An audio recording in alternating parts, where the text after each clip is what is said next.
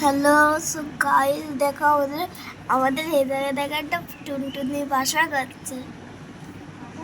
যদি যদি ভালো লেগে থাকে তাহলে আমার বাবার ভিডিওটাকে একটু সাবস্ক্রাইব করে দেবেন। একজন পাশের থেকে দাঁত বের করে হাসছে।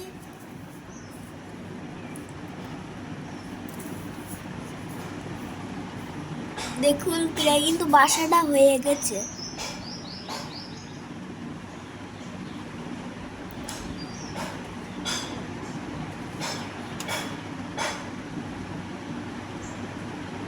এই দেখুন আরেকটা টুনটুনি বাসা গর্ত গর্ত গর্ত করছে।